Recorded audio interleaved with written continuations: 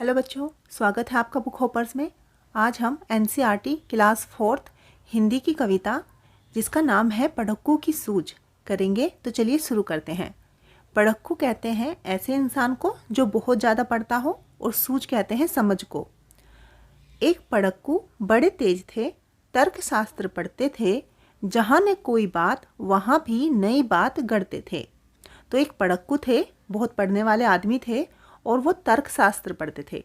तर्क जिससे हम किसी के साथ में आर्गुमेंट करते हैं, किसी बात पर अगर हम सहमत नहीं हैं तो हम उसमें जो सवाल, उसका जो कारण, जो रीज़न हम पूछते हैं उसको बोलते हैं तर्क। तो वो तर्कशास्त्र पढ़ते थे। जहाँ न कोई बात वहाँ भी नई बात गढ़ते थे, और जहाँ पर कोई बात नहीं भी होती थी वहाँ भी वो अपने मन से कोई ना कोई बात बना ही लेते थे। एक रोज वे बड़े फिक्र में समझ नहीं कुछ पाए, बैल घूमता है कोल्हू में कैसे बिना चलाए। तो एक रोज वे फिक्र में पड़ गए। फिक्र मतलब चिंता। चिंता किस बात की? कि कोल्हू में बैल को कोई चला नहीं रहा है, फिर भी बैल अपने आप कैसे घूम रहा है। कोल्हू जहाँ पर तेल निकाला जाता है, किसी भी चीज़ का तेल हो, जैसे सरसों का, मूंगफली का, तो जहाँ पे तेल निकाला जाता है उसको कहते हैं कोल्हू। तो पढ़क्कू ये समझ नहीं पाए कि कोल्हू में बैल को कोई नहीं चला रहा है, फिर भी बैल अपने आप कैसे चल रहा है। कई दिनों तक रहे सोचते, मालिक बड़ा गजब है, सिखा बैल को रखा इसने, निश्चय कोई ढब है। तो कई दिनों तक पढ़क्कू सोचते रहे कि जो इसका मालिक है, बैल का जो मालिक है, वो बहुत ही अनोखा है। गजब मतलब अनोखा है। उसने बैल को कोई ना कोई तरीका जरूर सिखा रखा है। ढब मतलब तरीका, कोई तरीका उसने बैल को सिखा रखा है। आखिर एक रोज मालिक से पूछा उसने ऐसे, अजी बिना देखे लेते हो जान भेद यह कैसे। एक दिन उससे रहा नहीं गया और उसने बैल के मालिक से पूछ ही लिया कि तुम बिना देखे यह भेद कैसे जान लेते हो। भेद मतलब ये राज जो है, जो रहस्य है, वो कैसे जान लेते हो। कोल्हू का यह बैल तुम्हारा चलता या अड़ता है, रहता है घूमता, खड़ा हो या पागुर करता है। क्या जान लेते हो कि जो आपका ये कोल्हू का बैल है, ये चल रहा है या फिर खड़ा हुआ है। अड़ता मतलब एक जगह खड़ा हुआ है। ये घूमता रहता है या खड़ा हो जाता है या फिर पागुर करता है। पागुर मतलब जुगाली। जानवर क्या करते हैं कि वो अपना खाना जल्दी जल्दी खा लेते हैं और उसको अपने गले में, उनकी एक जगह होती है वहाँ पर भर लेते हैं, और उसके बाद वो धीरे धीरे उसको चबाते रहते हैं, जिसको कि जुगाली करना या पागुर करना बोलते हैं। मालिक ने कहा, अजी इसमें क्या बात बड़ी है, नहीं देखते क्या गर्दन में घंटी एक पड़ी है। तो मालिक पढ़क्कू से कहता है कि इसमें कोई बड़ी बात नहीं है कि मैंने इसकी गर्दन में एक घंटी बांध रखी है। किसकी गर्दन में? बैल की गर्दन में। अब यहाँ पर देखिए, मंतिक कहते हैं तर्कशास्त्र को, पागुर करना होता है जुगाली करना। जब तक यह बजती रहती मैं न फिक्र करता हूँ, हाँ जब बजती नहीं दौड़कर तनिक पूंछ धरता हूँ। मालिक पढ़क्कू से कहता है कि जब तक घंटी बजती रहती है, जब तक मैं कोई फिक्र नहीं करता, कोई चिंता नहीं करता, लेकिन जब घंटी बजना बंद कर देती है तो दौड़कर जाता हूँ और उसकी पूंछ पकड़ता हूँ। पूंछ धरता हूँ मतलब उसकी पूंछ पकड़ता हूँ। कहा पढ़क्कू ने सुनकर, तुम रहे सदा के कोरे, बेवकूफ़ मंतिक की बातें समझ सकोगे थोड़े।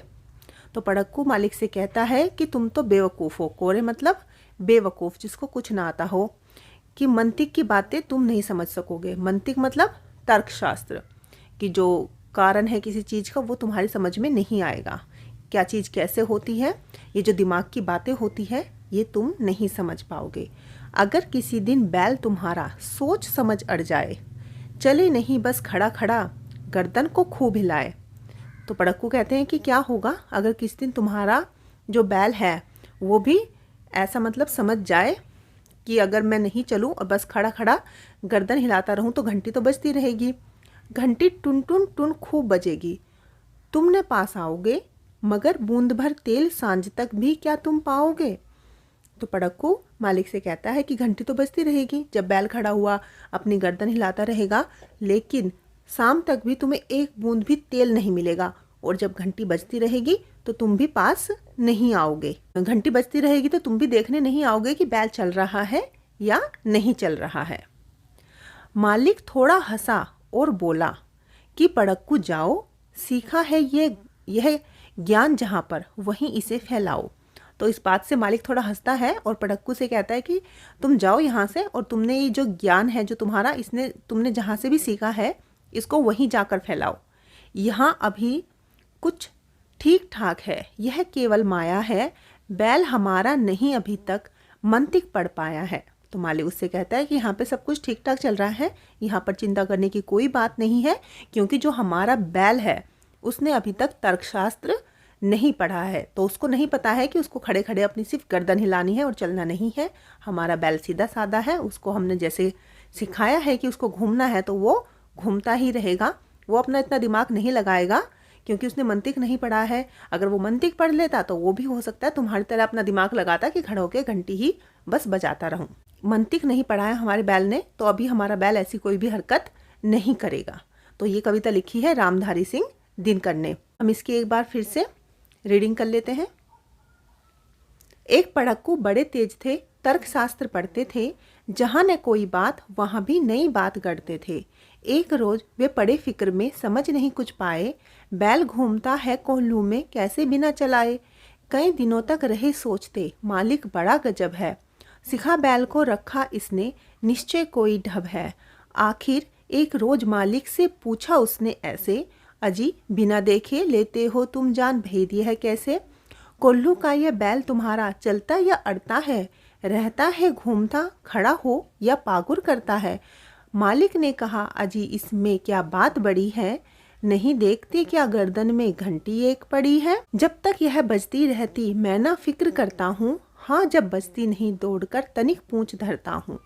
कहा पढ़क्कू ने सुनकर, तुम रहे सदा के कोरे, बेवकूफ मंतिक की बातें समझ सकोगे थोड़े। अगर किसी दिन बैल तुम्हारा सोच समझ अड़ जाए, चले नहीं बस खड़ा खड़ा गर्दन को खूब हिलाए। घंटी टुन टुन खूब बजेगी, तुम न पास आओगे, मगर बूंद भर तेल सांझ तक भी क्या तुम पाओगे। मालिक थोड़ा हंसा और बोला कि पढ़क्कू जाओ, सीखा है यह ज्ञान जहाँ पर वहीं इसे फैलाओ। यहाँ सभी कुछ ठीक ठाक है, यह केवल माया है, बैल हमारा नहीं अभी तक मंतिक पढ़ पाया है। तो आशा करती हूँ कि आपको ये कविता अच्छे से समझ में आ गई होगी। इसके प्रश्न उत्तर हम नेक्स्ट वीडियो में करेंगे। अगर आपको वीडियो अच्छी लगी हो तो वीडियो को लाइक करना और चैनल को सब्सक्राइब करना। ओके बच्चों, बाय।